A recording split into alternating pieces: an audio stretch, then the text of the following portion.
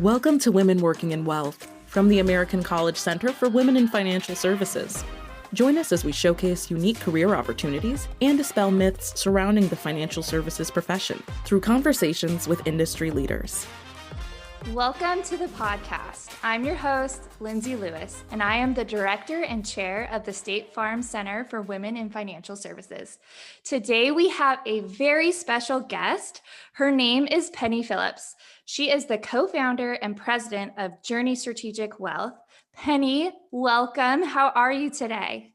I am doing great. Thank you so much for having me. It is a dreary day here in New York City, so this is the highlight of my day.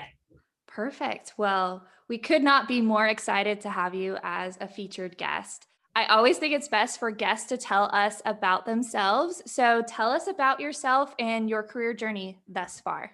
Whenever people ask me this question, I always wonder how far back should I start? And I think I'll start really at the beginning.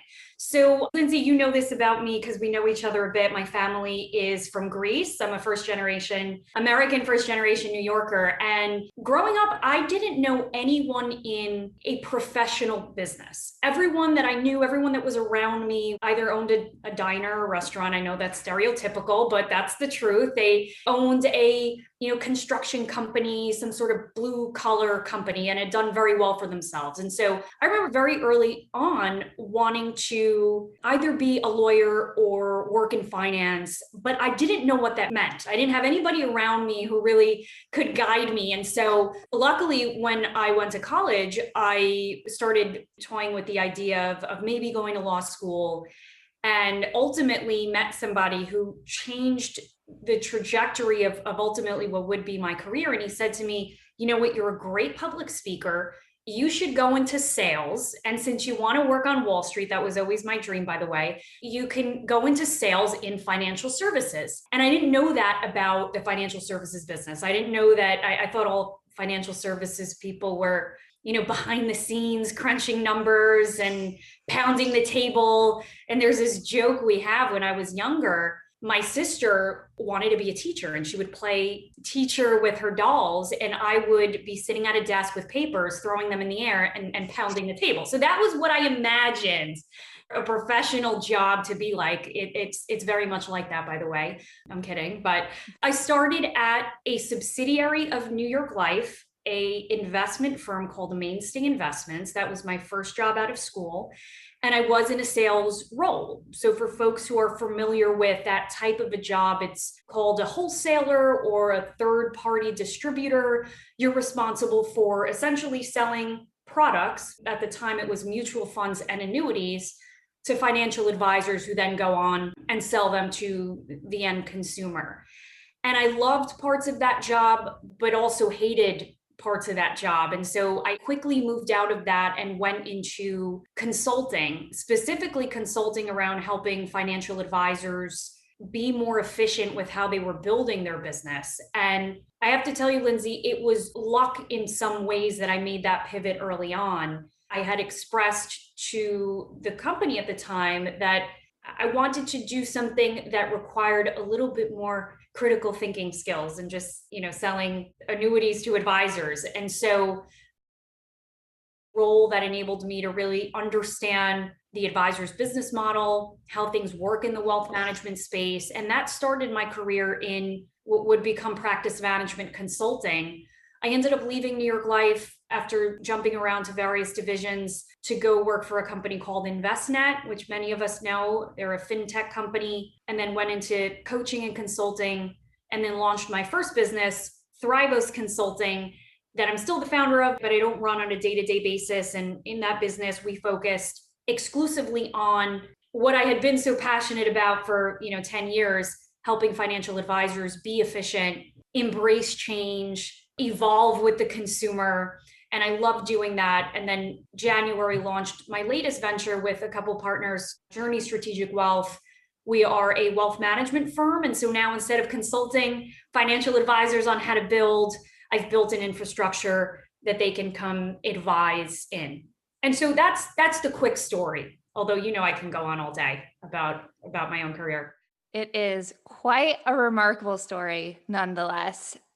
So you mentioned about your career. We love to learn a little bit about you personally as well as professionally. So tell us about your money story and how has it shaped you personally and professionally?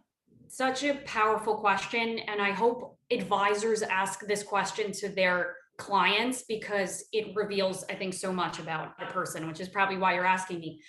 There's this sort of longstanding joke in my family that I was either super poor in a past life or maybe mega rich. I'm not sure. But I've always had this fear of not having enough, of not having freedom, which for me is really what money gives you in my mind. And in many ways that I call it a dysfunctional relationship with money. In many ways, it has fueled me. It's not always good. This feeling of it's never enough. You always need more. What's the next opportunity? That comes from somewhere. And when I really look at it, some of it has to do with how I was raised in a very sort of traditional family structure. Father controlled the money. My mom is an incredible, brilliant woman. She went to NYU, but met my dad, classic immigrant story, didn't pursue the career she wanted to, got married at 21. And that was sort of it. And then when I was in school, in grade school, she actually went back to college and then started working. But it was very interesting to me to see this really powerful, and I love my parents, I wouldn't change anything about my upbringing, but watching this very powerful, smart woman not even know where our bank accounts were or never having written a check. That changed over time slightly, but it was a very interesting dynamic for me. And I think I have a lot of parts of my father. I have a lot of parts of my mother as well. And I think watching that for some reason created this need for me to have control over my own money destiny, which almost became an obsession for me. But it still is, needing to know everything, needing to understand what's going to happen 30 years from now. I mean, I was saving for a mortgage from 15 years old because I was panicked. And here's, the anxieties come in. I was panicked about, well, how do you, as a woman, what if I don't find the man that I love? What if I don't get married? How do I do these things? And so I became very obsessed with setting myself up. And I didn't grow up with a lot of money, by the way. Everything I have, everything I've done has been really by myself. And that dynamic was very interesting for me. And then having to deal with my early 20s where parents just wanted me to settle down and get married. And I fought that because I knew that I had something good to do in this career. So if you trace it back, it comes back to what you saw growing up and whether you can break that cycle or not. I think I'm lucky to have fought to break that cycle. So let's go back and dial it back into bit-sized pieces for our audience. From inception, what do you feel like is the business case for women to have a career in financial services? It's a hard question to answer because I think we still have so much work to do in our industry within firms. And I talk about this a lot, the way we structure roles, the way we structure compensation, the way we define success for this industry to really, really be the right fit for a lot of women. I think we're getting there. And the fact that we can have conversations like this will help us advance as an industry and be more equal. Theoretically, the business case. And I'll talk specifically about being a consultant like myself who works to help the industry evolve, or a financial planner or advisor who helps the consumer evolve and manage their own finances.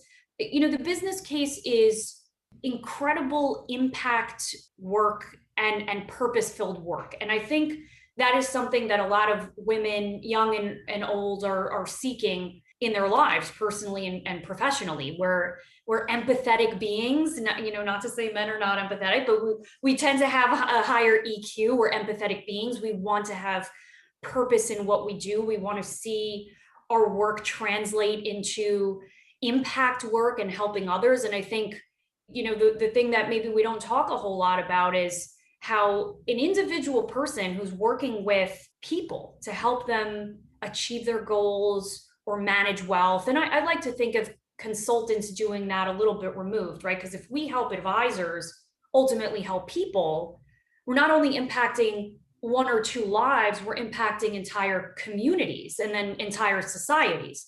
So there's just a tremendous amount of impact you can have when you're in this business. So that's the first thing.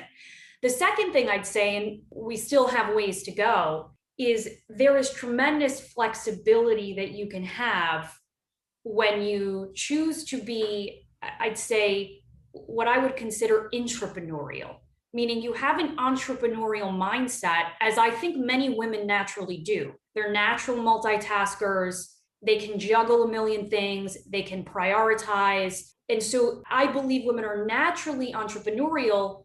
Financial services gives us the ability to leverage those skill sets while being internally to a structure. So when I was consulting in-house at firms, I considered that entrepreneurial. I'm being entrepreneurial, but I still have the structure and support that I need in order to thrive and have work-life balance. Now, eventually I took the leap to leave a firm altogether and launch my own thing. But if it wasn't for that entrepreneurial period, I don't know if I would have ever made the leap. So I just think there's a tremendous opportunity for women to explore their strengths in a way that works for them. And I've seen the industry make tremendous strides to allow that, to embrace that. I mean, think about 20, 30, 40 years ago, you worked a 8 to 6, you commuted to a company, you were the company man. You know, we're like miles away from that now, right? The idea that a woman could work from home,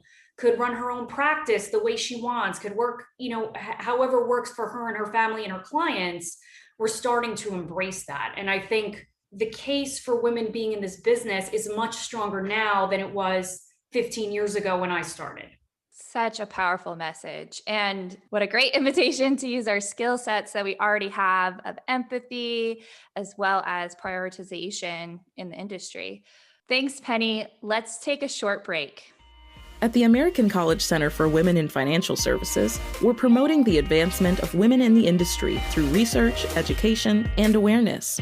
Become one of our Women Working in Wealth ambassadors, keep up with our latest news and events, and learn how you can help break the bias at womencenter.theamericancollege.edu. And let's get back to talking with Penny. My question for you, because I feel like it can always be a little bit fuzzy, what does it mean to be a consultant in financial services? Still trying to figure that out and explain it to my parents, who still have no idea what I do, 15 years later. But how I look at it is consultants, and I've worked with many of them over the years and have a team of fabulous consultants at Thrivos. And we make the distinction, and I think this is important for the audience as well, between consulting and coaching. And sometimes when I use the word consultant, I'm sort of embracing both of those definitions. But for me, there's a distinction. Consultants are hired to help individuals or firms look at a problem differently than they may be looking at it internally, and use critical thinking and problem-solving skills to get to solutions that will work for the company or individual, plain and simple. I'll add this in, I don't know if we're getting here at some point during the podcast, but early on, people would say, well, if a consultant's job is to be the solution bringer, you look like you're 17 years old. How are you going to be the consultant who's going to be in charge of this project? And so what I think is the secret of consulting is that if you have high EQ, in other words, you can really understand what another person needs from you in the engagement or conversation or discussion, you're halfway there through the consulting engagement. What I've noticed is that a lot of consultants in our industry, and there are big firms that have made, millions and billions of dollars consulting. What I found that I think differentiated the type of consulting I did was, number one, really understanding what's underlying the concern or the problem that the person in financial services is bringing to me. In other words, if a firm is saying, hey, we need to retain more female advisors, which of course is a engagement that's been brought to me a million times. For me, it's not just about what's at the surface there. It's looking at every single aspect of the company. What's the history? What is the historic way in which you've treated female employees, say, about the culture that you've built? Let me look at your contracts, the way you compensate people. Is that aligned to what we know about a female psychographic? So really getting sort of underneath the hood, that's a key aspect to me of consulting.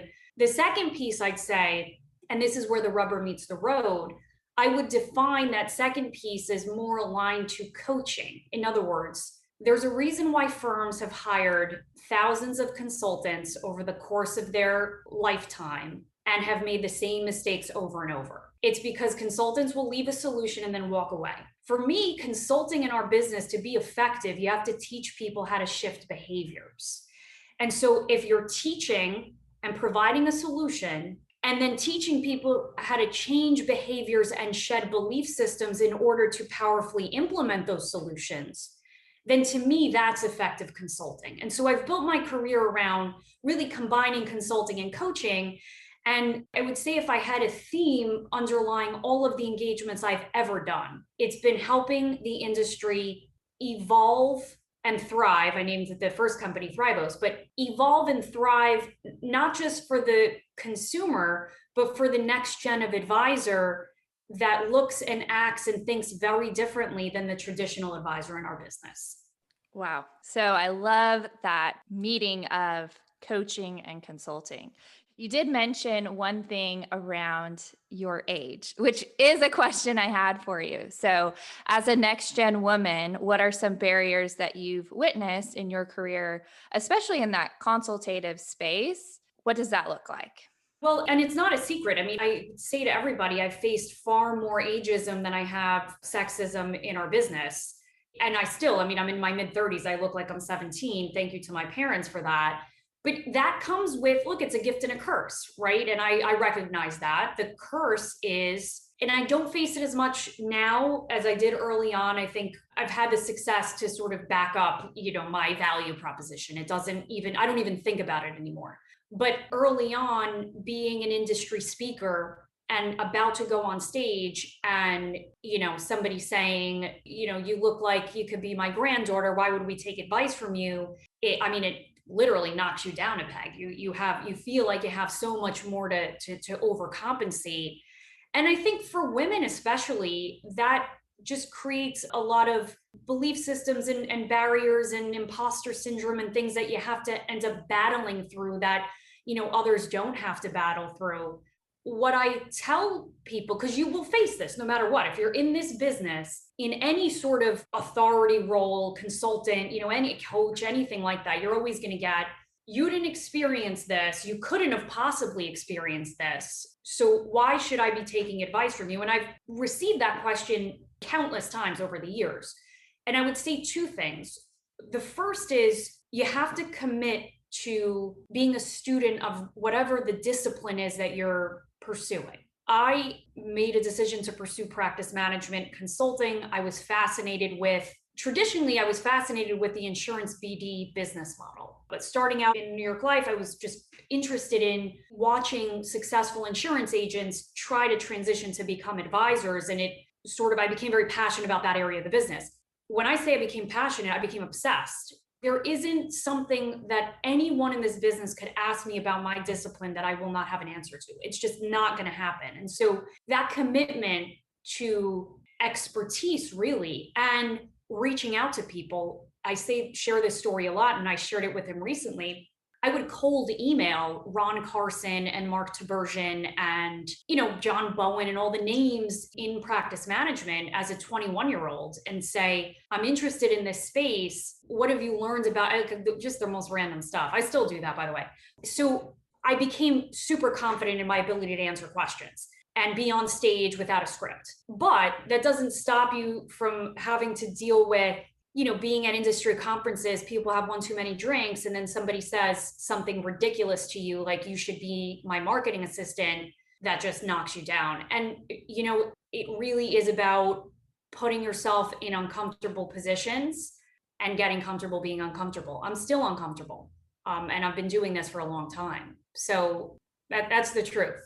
Wow. What a powerful message around resilience, right? And building that confidence and understanding your commitment to your expertise. I think anyone could take that away and say, hey, if I really want to be taken seriously, dependent on my age, race, sex, etc., I just need that commitment to the expertise. You did mention a little bit about your practice management, and I'd love for you to tell us more about your practice management with Penny platform. I am obsessed, so please let our listeners know. Sure. So that really was the culmination of years and years of work in this space. And when I left a prior firm to launch my own company, which became Thrivos Consulting, it was, I want to say it was the scariest time of my career, but it actually wasn't.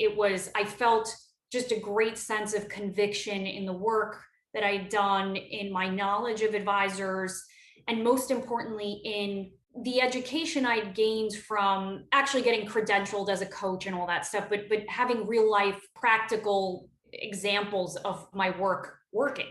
So I felt very ready to launch that business. What I didn't feel ready for was suddenly to be a no-name consultant in a sea of male-dominated business. I mean, we're talking, you think the advisory space looks the same? Try the practice management consulting space. It literally is mostly 99% middle-aged white male consultants who were formerly, a Merrill Lynch complex manager or an advisor who had transitioned later in their career. So the profile was the same. And here I am thinking to myself, gosh, I'm trying to launch a consulting business. I want this business to be a real player in the practice management space. How the heck am I going to do that? And what did I do? I said, what is different about me? What's different about me is literally my demographic profile, my attitude. That's another thing that's different about me. And I do credit the pseudo chip I have on my shoulder to a lot of my success. When you feel like you have nothing to lose, and when you have parents that sort of tell you, like I said, we don't know anyone who came from a white collar job, they sort of gave me this crazy sense of confidence. Like, don't listen to anybody, do your own thing. I mean, clearly I would have never worked out in a big company, but so I said, you know what? I'm demographically different. My attitude and sort of approach to the space is different.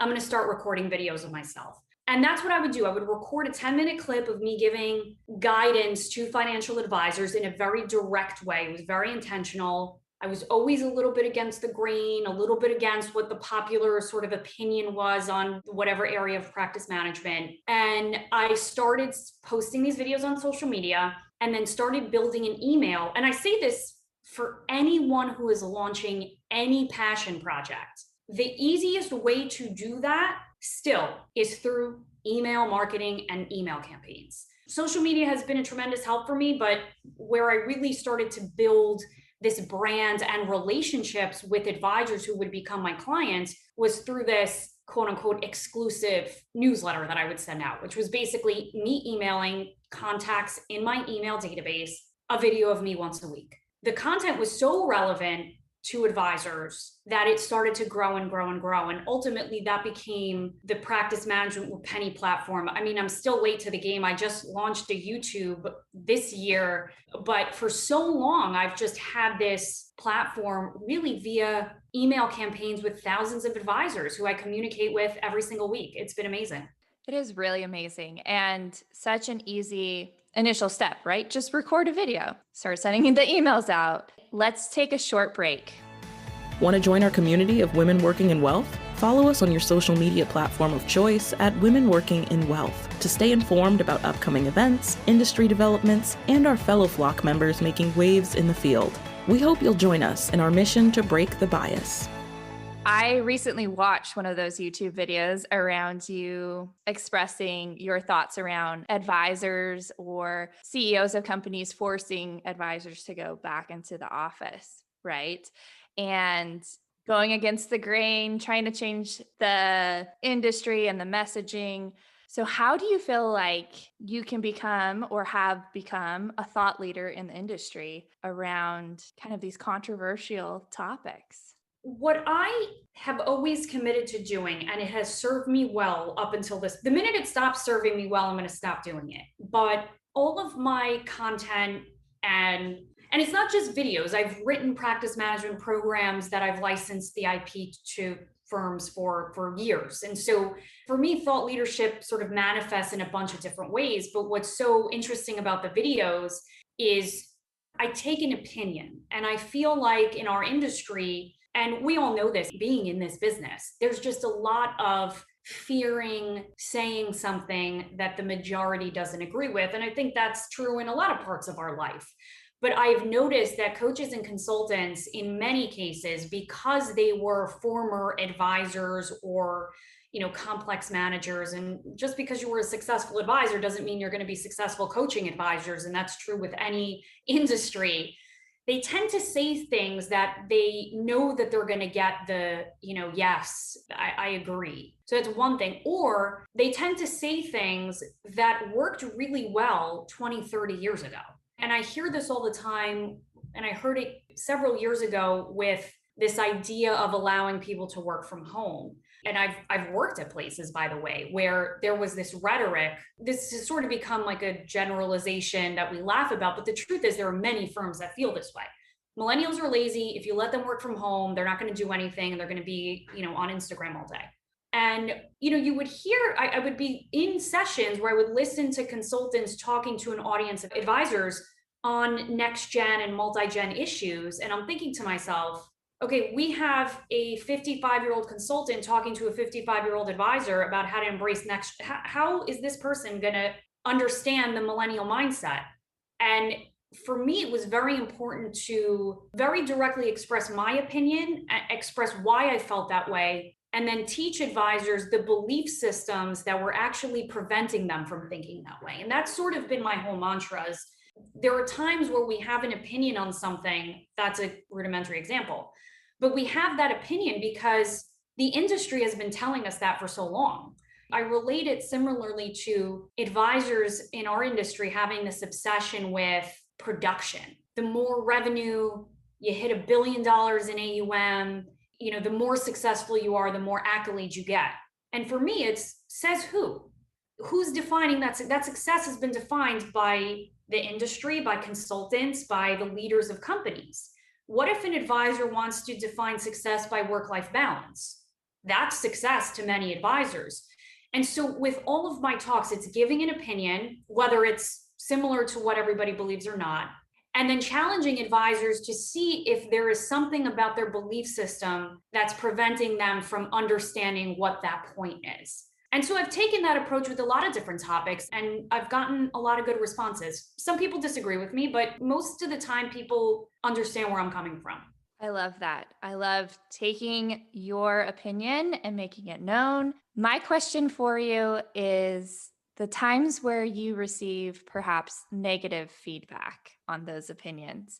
What are some of your coping skills or things that you do when someone doesn't like Penny's thoughts? That's been the case many times. I recently, I'm very active on Twitter and have, these followers in this great network. And I posted fairly recently that I didn't understand Bitcoin, and by the way, full disclosure, I invest in crypto, but I don't get it. And I said that, and people were sending me death threats and saying, you shouldn't be a consultant if you don't understand this, kill yourself. An extreme example, but believe it or not, that was one of the only experiences I would say that really caught me off guard. I was so surprised at how comfortable people are taking down other people on social media.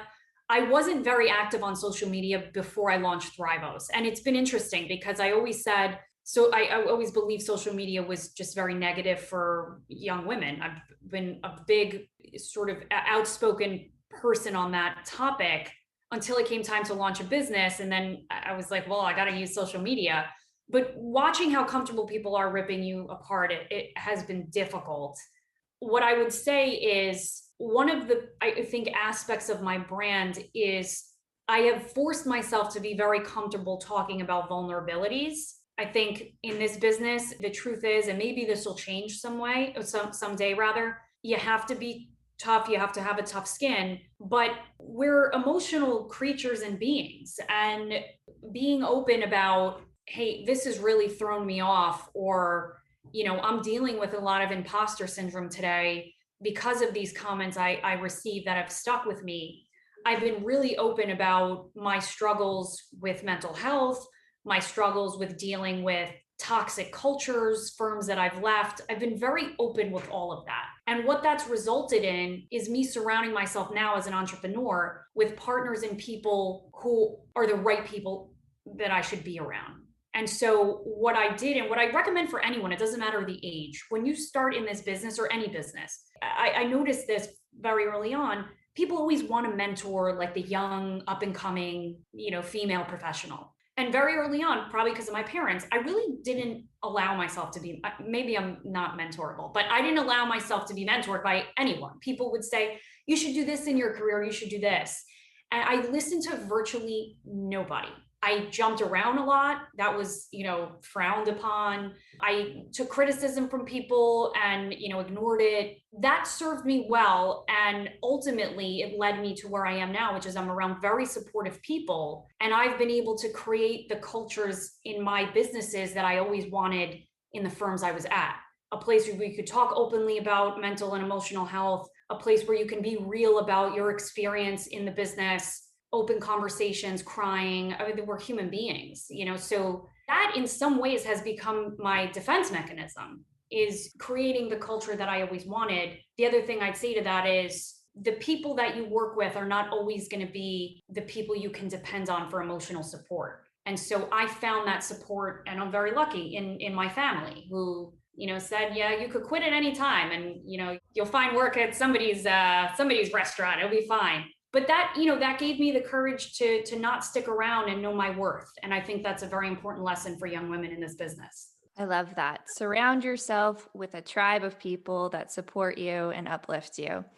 So our last question for today is, if you could go back to your 18-year-old, 20-year-old self, what advice would you give Penny? Oh my gosh. Some people know this about me. I struggled with a lot of anxieties during that time period. I would say 17 to 24 was probably the most difficult time of my life. Ironic, because I was successful in so many ways early in my career with speaking and, being on stage and all that, but I was suffering debilitating anxiety on the back end. And it's ironic because knowing what I've dealt with, would never believe that I would be this sort of person so comfortable being judged by others, because that's what you are when you're a stage sort of person. What I would say is, don't be embarrassed to ask for help and support. And not just in this business where, it's changing, but you can't go to your manager, or maybe you couldn't back in the day, and say, you know what, I'm feeling delicate today, or, I'm traveling a lot and I'm feeling a depressive sort of state. Like you couldn't talk like that back in the day. I think you can now. You certainly can at any place I'm working at, but you couldn't. So couple that sort of shame with dealing with a super cultural Greek family who also would consider it shameful to be weak and struggling. That caused a lot of challenges for me in those ages. And so what I would tell myself is, it is the greatest gift you can ever have, is having anxiety and being a deep empath. That is a gift that will serve you so well, especially in sales and consulting. And if I knew how to channel it better back then and get support earlier, it would have saved me a lot of sort of heartache. So I would tell people that, especially young women, if you're dealing with those issues, especially at home and your natural network, the only person you really have to rely on is yourself. So you have to get really strong on your own to be able to manage that. I wish I did a better job of it, but I'm doing a better job of it now. Such wonderful and powerful advice. Penny, we're so appreciative of your time. Where can our audience find you on social, or how do they stay in contact with you? It may be too easy to find me nowadays, but so I have my YouTube channel, Practice Management with Penny. I am super active on Twitter at Thrivos, THRIVOS LLC.com. And then my LinkedIn, I'm very vocal on LinkedIn, Penny Phillips. So any of the social channels, I'll be there, probably pissing somebody off. We are so grateful to have you as a guest. We'll link those handles in the show notes. And thank you so much for your time today. Thank you so much. Thanks for joining us, and please leave a rating and review. To keep up with future episodes, subscribe to our show and follow us at our Women Working in Wealth social channels. This has been Women Working in Wealth, brought to you by the American College of Financial Services.